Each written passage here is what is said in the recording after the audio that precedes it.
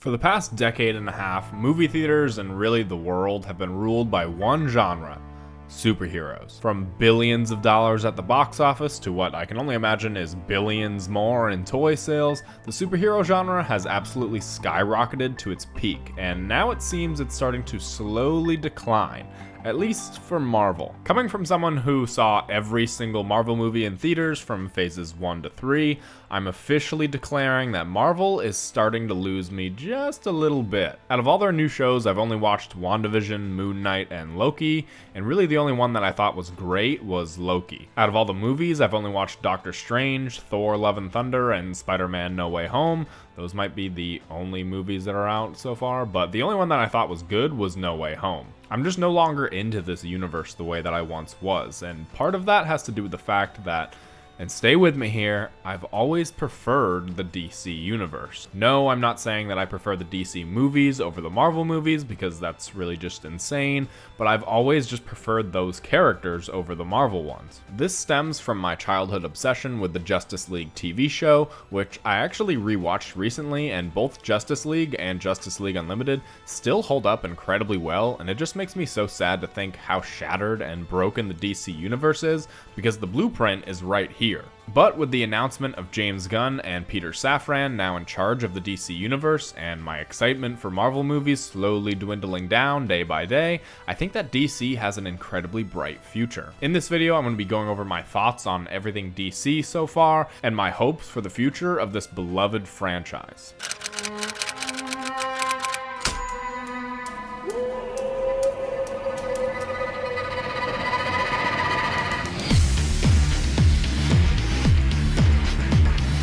So right away, I'm going to have to talk about Zack Snyder. I know this man has gone through a lot in his personal life, so I just want to make it clear from the start that I don't hate this man by any means, and I wish him all the best, but I'm just not a huge fan on his take of these characters. We start with Man of Steel, which was clearly trying to be a Superman imitation of The Dark Knight. There's just one problem.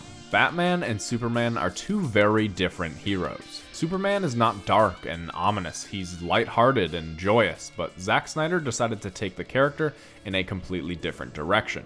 It doesn't exactly help when Superman himself doesn't speak for nearly 40 minutes into the film. Yes, that's right. This film has about a 20-minute prologue, and then we finally get to his point of view. The first time he actually says anything meaningful is about 40 minutes into the film. I get that this movie has its fair share of lovers, and while I can agree that there's some good moments and the action scenes are fantastic, I just didn't learn to care about anyone in this film at all. Superman seems very one-dimensional and flat compared to his counterpart in literally any other movie, comic, show imaginable. I don't think this is a bad movie by any means, but it's nothing I would jump to rewatch either. And with Batman vs. Superman, I don't hate Zack Snyder, but I do hate this movie. This movie is 2.5 hours of my life that I will never get back. And don't tell me to watch the Ultimate Edition, because I have, and that's 3 hours that I'll never get back. This is far and away my least favorite superhero movie of all time. Yes, I mean that because I had such astronomically high expectations for this film, and instead of telling one story, it tries to tell 5 or 6 at the same time, none of them well done at all. Of course, what Zack Snyder does well is action, so I'll give him that. The action scenes are cool, and with the warehouse fight being easily the best thing to come out of this movie, but I genuinely find this movie to be awful, and I know people will disagree with me in that in the comments. You're welcome to, but my mind will not be changed. This movie is awful. Alright, so I'm going through and editing this video right now, and maybe I'm a bit too harsh on this movie. It's not awful. I still don't really like it. Whenever I talk about it, I just start getting very angry. But I forgot to mention this one scene, and it's the "Do We Need Superman" scene. And I think that this scene right here is absolutely phenomenal. I go back and rewatch it from time to time. It's so good. The best scene in the movie, up there with the warehouse scene. So, if you're triggered by what I said, I'm sorry, but I still don't like the movie. Now, after these two entries and the reception to them not exactly being great, Zack Snyder was making the Justice League film, but after a tragic family incident, he had to step away, and Joss Whedon of the Avengers films stepped in. DC hoping to achieve the same success as an Avengers film, but that's not at all what happened. This film was plagued by obvious reshoots, CGI mustache removal, and a filter that just made everything on screen more vibrant.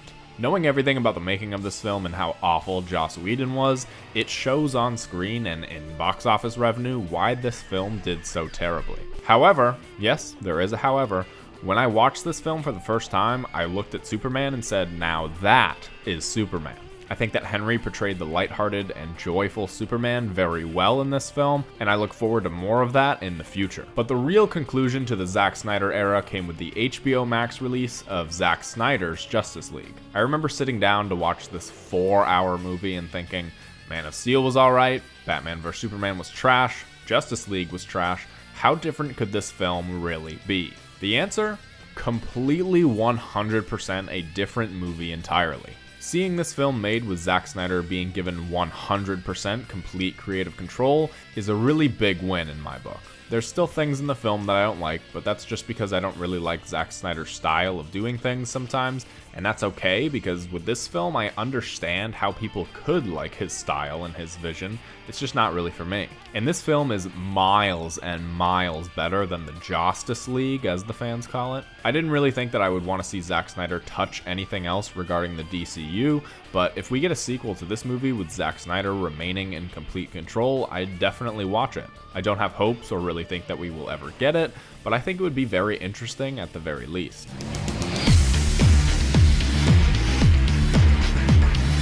Because of the mixed reception to Zack Snyder's style of filmmaking and the fact that he only ever wanted to do 5 movies and not 40 to compete with Marvel, DC started looking in other directions for their other movies. One of the films that got the bad end of the stick was Suicide Squad, which was filmed to be in the same tone as Batman vs Superman, but edited to be a Marvel movie. This tone obviously clashed in the film, and with some other questionable decisions in the movie, at least we ended up getting Margot Robbie's Harley Quinn. Harley Quinn went on to have her own movie in Harley Quinn Birds of Prey, which I think is the name, I'm not too sure. I also haven't seen this movie at all. I've heard very conflicting things, from it's great to it's worse than Batman vs Superman, so I'm very nervous, but I also don't think it's getting a sequel or anything. This was just a time when DC saw that Harley Quinn worked, so they gave her a movie in order to make money, and that's kinda all about what the post-Snyderverse DCEU was. Making decisions based on money rather than creating a universe that feels real and fleshed out. Aquaman went on to make over $1 billion at the box office. Why? Because it was your average superhero movie that wasn't too dark or rated R. So if anything, this one felt more like a Marvel movie than anything that had come before. Another movie that felt like a Marvel movie, save for some CGI demons, was Shazam. Now, I know I've said that I've been feeling a bit of Marvel fatigue, but Shazam came out at a time when I didn't have Marvel fatigue, and I absolutely adored that movie. I still do, it's so much fun, and even has an emotional story that got me a little teary-eyed by the end of it. Shazam is easily my favorite film in the DC universe, it's not even close. I love this movie. And during the Snyderverse era, we got what was actually said to be the best film in the DC universe at the time with Wonder Woman. Wonder Woman struck the perfect balance that I think all DC movies should try to find. It wasn't too dark or too campy. It told a cohesive story and introduced a great character. So of course we got the follow-up to Wonder Woman, but instead of it being a war movie, it's an 80s movie. Okay, that's a bit strange, and the trailers all seem incredibly weird, and then oh my goodness! This film might actually be worse than Batman vs Superman. I remember this came out on Christmas Day on HBO Max, and it really felt like a straight-to-DVD sequel. I don't know how the same team can be behind both of these films, one of them being good and the other one being absolutely awful. When James Gunn was being cancelled and fired by Marvel, DC decided to scoop him up to make a film for them instead, and what we got was The Suicide Squad. A sort of sequel to the first one, but also not really, and this time around James Gunn was allowed complete control to make this R-rated Guardians of the Galaxy film, and he didn't disappoint. I think The Suicide Squad falls just behind Shazam as the best DC movie, so imagine my excitement when I hear that James Gunn is now in charge of this universe. He also went on to make Peacemaker, which was a fantastic show, but also made me laugh about the fact that they had to reboot Batman in his own universe, and they couldn't make a Man of Steel 2, but they can make a TV show about a D-list villain. Looking back at this now is an incredibly good thing. James Gunn got this TV show made, and the turnaround time for it actually was incredible. If he can pioneer shows like this to be made, then I can't imagine what he can do with characters like Superman and Green Lantern. Now, for the future of this universe, it's completely up in the air right now because I'm sure the whole roadmap and plans are going to change, but we do know a few things already. Henry Cavill is returning for Man of Steel 2, and he's going to be playing an incredibly joyous Superman, which already sounds amazing. Matt Reeves' The Batman movies and shows aren't going to be touched, which I do think is a bit confusing given the fact that I guess we're going to have two Batmans now at the same time. Not sure how I feel about that, but I loved The Batman, so I'm all for more stuff in that universe. I guess we'll see how it's done.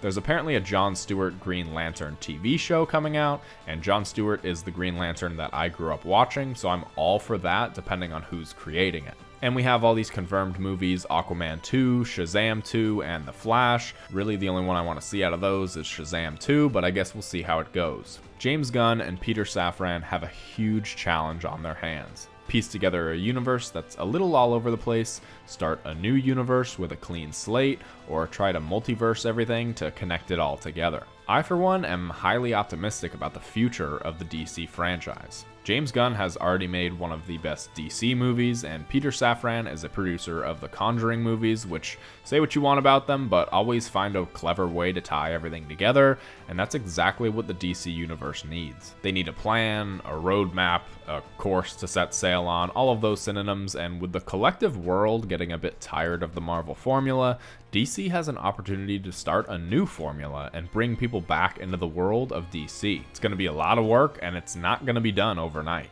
I fear for whatever movie comes next in the James Gunn and Peter Safran era, because if it's not an absolute home run, then fans are going to freak out and ask for new people in charge once again. It's going to take more than one movie. It's probably going to take like 5 movies until we can see if James Gunn and Peter Safran are the best people for the job, but that's how these things work. They're going to be held under a microscope for the entire thing. Imagine if Kevin Feige had been held under a microscope for everything after 2008. Everyone would have blamed him for the failure of The Incredible Hulk and how Iron Man 2 didn't live up to the first one. That's what it's going to be like for James Gunn and Peter Safran, so the only thing that we can do is wait and see and have hope. Anyways, those are my thoughts on the DC universe. Let me know your thoughts down in the comments below. If you enjoyed this video, remember to leave a like on it and subscribe for more content like this. If you do, then I'll see you in the next one. Yeah.